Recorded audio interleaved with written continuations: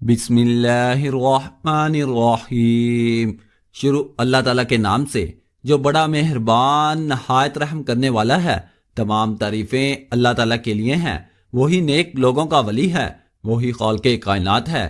میں گواہی دیتا ہوں کہ اللہ کے سوا کوئی بھی معبود برحق نہیں، وہ یکتا ہے، اس کا کوئی شریک نہیں۔ اور میں یہ بھی گواہی دیتا ہوں کہ ہمارے نبی حضرت محمد صلی اللہ علیہ وآلہ وسلم اللہ کے بندے اور اس کے رسول ہیں۔ یا اللہ ان پر، ان کی آل پر اور تمام صحابہ کرام پر رحمتیں و سلامتی اور برکتیں نازل فرما۔ السلام علیکم محترم ناظرین۔ اللہ پاک کو ہنسا دینے والے، خوش کر دینے والے تین کام۔ حدیث میں ہے کہ چند باتیں ایسی ہیں ان سے اللہ تعالیٰ کو ہنسی آتی ہے جیسی ہنسی اس کی شان کے مناسب ہے۔ حدیث میں ہے کہ تین موقع پر حق تعالیٰ کو ہنسی آتی ہے۔ اس سے پہلے ہم آپ کو بتائیں گے کہ اللہ تعالیٰ کن لوگوں کو ناپسند کرتا ہے۔ نمبر 1، اللہ تعالیٰ زیادتی کرنے والے کو پسند نہیں فرماتا۔ نمبر 2، بے شک اللہ تعالیٰ کافروں سے محبت نہیں کرتا۔ نمبر 3، اور اللہ تعالیٰ ظالموں سے محبت نہیں کرتا۔ نمبر 4، یقیناً اللہ تعالیٰ تکبر کرنے والوں اور شیخی خوروں کو پسند نہیں فرماتا۔ نمبر 5، یقیناً دغاباز گناہگار اللہ تعالیٰ کو اچھا نہیں لگتا۔ نمبر 6، اور اللہ تعالیٰ فسادیوں سے محبت نہیں کرتا۔ نمبر 7، بے شک اللہ تعالیٰ حد سے نکلنے والوں کو پسند نہیں کرتا۔ نمبر 8، یقیناً وہ حد سے گزرنے والوں کو ناپسند کرتا ہے۔ نمبر 9، اللہ تعالیٰ خیانت کرنے والوں کو پسند نہیں فرماتا۔ نمبر 10، اللہ تعالیٰ غرور کرنے والوں کو پسند نہیں فرماتا۔ نمبر 11، کوئی خیانت کرنے والا اور ناشکرا اللہ تعالیٰ کو ہرگز پسند نہیں۔ نمبر 12، اللہ تعالیٰ اترانے والوں سے محبت نہیں رکھتا۔ اب آتے ہیں اس بات کی طرف، حدیث میں ہے کہ تین موقعوں پر حق تعالیٰ کو ہنسی آتی ہے۔ پہلا موقع ایک میدان حج میں، جب ننگے سر، ننگے پاؤں، گرد پڑا ہو، بال بکھرے ہوں، ناخن بڑے ہوں، نہ خوشبو نہ زینت، اور لبیک لبیک کہتے ہوئے بندے پھر رہے ہیں۔ حق تعالیٰ کو اس موقع پر ہنسی آتی ہے کہ کیا چیز ان کے گھروں سے نکال کر لائی ہے۔ بیوی بچے چھوڑے، وطن چھوڑا، آخر یہ کیوں فقیروں کی طرح بے وطن ہوئے ہیں؟ میری محبت میں ہی تو پھر رہے ہیں۔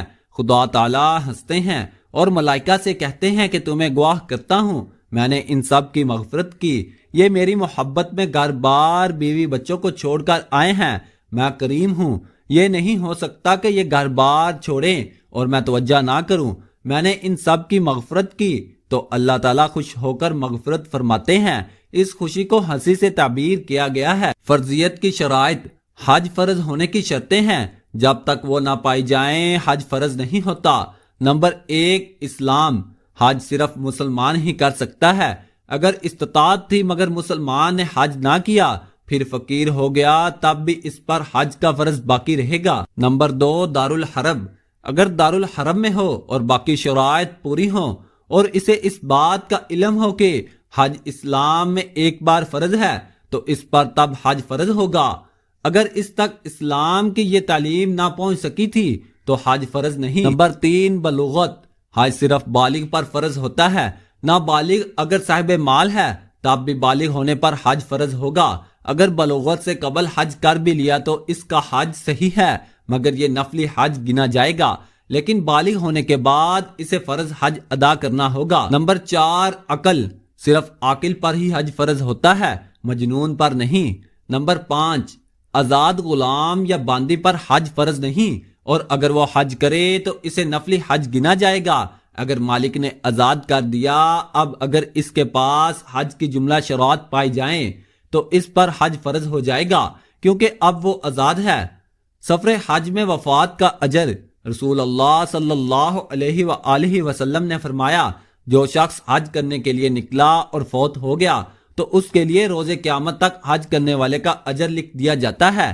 جو عمرہ کرنے کے لیے روانہ ہوا اور فوت ہو گیا تو اس کے لیے روز قیامت تک عمرہ کرنے کا اجر لکھ دیا جاتا ہے، اور جو شخص جہاد کرنے کے لیے نکلا اور فوت ہو گیا تو اس کے لیے روز قیامت تک جہاد کرنے والے کا اجر لکھ دیا جاتا ہے۔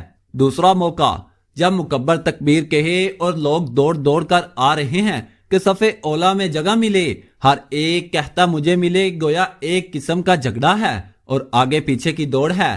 حق تعالیٰ کو ہنسی آتی ہے کہ یہ جو اپنا گھر چھوڑ کر میرے گھر آئے ہیں ان میں سے ہر ایک آگے بڑھنے کی کوشش کر رہا ہے۔ یہ آخر کیوں دوڑ رہے ہیں؟ یہ میری محبت میں دوڑ رہے ہیں۔ یہ چاہتے ہیں کہ اپنے پروردگار کے جتنا بھی قریب ہو جائیں گے اتنے ہی ہمارے درجات بلند ہوں گے۔ اس سے خوش ہو کر اللہ تعالیٰ کو ہنسی آتی ہے۔ تیسرے موقع پر فرمایا گیا کہ خاوند اور بیوی پڑے ہوئے سو رہے ہیں۔ اچانک خاوند کی آنکھ کھلی اور جی چاہا کہ تہجد پڑھوں۔ اس نے بیوی کے منہ کے اوپر چھٹا مارا اور وہ ہڑبڑا کر اٹھی۔ اس نے کہا کیا مصیبت آئی ہے؟ میں نے کہا 2 رکعت نفل پڑھ لے، تہجد کا وقت ہے۔ حق تعالیٰ کو ہنسی آتی ہے کہ یہ اس کی محبوبہ ہے، اس کے پاس لیٹی ہے، آرام سے میٹھی نیند سو رہی تھی۔ ایک دم گھبرا کے اٹھی کہ بارش تو نہیں آ گئی؟ خاوند نے کہا بارش تو نہیں مگر وہ 2 رکعت پڑھ لے۔ تو یہ آگے سے کہتی ہے کہ میں اللہ تعالیٰ کا شکر ادا کرتی ہوں کہ مجھے 2 رکعت پڑھنے کی توفیق ہو گئی۔ اس نے بھی کھڑے ہو کر 2 رکعتیں پڑھی یا بیوی نے خاوند کے منہ پر چھینٹا مار دیا اور وہ ہڑبڑا کے اٹھا تو یہ موقع بھی حق تعالیٰ کی ہنسی کا ہوتا ہے، کیونکہ یہ تینوں چیزیں درجات کے بلند ہونے کا باعث ہے اور اللہ تعالیٰ کی انتہائی رضا کا وقت ہے اور اس واسطے اس کو ہنسی سے تعبیر کیا گیا ہے۔ تو یہ جو فرمایا گیا کہ جب رات تنہائی میں گزارتے ہیں تو کبھی سجدہ رکوع میں اور کبھی تلاوت میں ہی، اس پر حق تعالیٰ کو ہنسی آتی ہے کہ کوئی دیکھنے والا نہیں، کسی کو یوں نہیں کہہ سکتے کہ دیکھو میں بڑا عابد زاہد ہوں۔ کسی کو دکھانے کے لیے نہیں اٹھا، یہ صرف مجھے دکھلانے اور میری رضا کے لیے اٹھا ہے۔ میں کریم ہوں، بخشتا ہوں اور مغفرت کرتا ہوں۔ ناظرین، رزق کی فراوانی کے لیے اور کثرت رزق کے لیے 5 نمازوں کا اہتمام، صدقہ و استغفار کی کثرت اور رات کو سورۃ الواقعہ پڑھنے کا اہتمام فرمائیں۔ اس کے ساتھ ساتھ درج ذیل دعا پڑھنے کی عادت بنا لیں۔ اللہم اغفر لی ذنبی ووسع لی فی داری وبارک لی فی رزقی۔ ترجمہ: اے اللہ میرے گناہ بخش دیجئے اور میرے گھر میں وسعت اور میرے رزق میں برکت عطا فرما۔ انشاءاللہ ان اعمال کے کرنے سے روزی میں برکت اور کشادگی ہوگی۔ ناظرین، درود پاک کو بھی اپنا معمول لازمی بنا لیں، اس میں بہت زیادہ برکت ہے۔ ایک بار ثواب کی نیت سے میرے ساتھ بھی پڑھ لیں۔ اللہم صلی علی محمد وعلی آل محمد کما صلیت علی ابراہیم وعلی آل ابراہیم انک حمید مجید۔ اللہم بارک علی محمد وعلی آل محمد کما بارکت علی ابراہیم وعلی آل ابراہیم انک حمید مجید۔ ناظرین، عطا کرنے والی ذات اللہ تعالیٰ کی ہے، وہ جسے چاہے جتنا چاہے عطا فرمائے۔ اللہ پاک ہمارے اس وظیفے میں کی گئی کسی بھی قسم کی کمی کوتاہیوں کو معاف فرمائے اور ہمیں پکا اور سچا مسلمان بنائے، آمین ثم آمین۔ اور کچھ نہ کچھ اللہ کی راہ میں صدقہ خیرات لازمی کر دیا کریں۔ اللہ پاک سے دعا ہے کہ اللہ پاک میرا سنانا اور آپ کا سننا اپنی بارگاہ الہی میں قبول و منظور فرمائے۔ تمام احباب سے گزارش ہے کہ اللہ تعالیٰ کے 99 ناموں میں سے ایک نام کمنٹ میں ضرور لکھا کریں۔ جزاک اللہ۔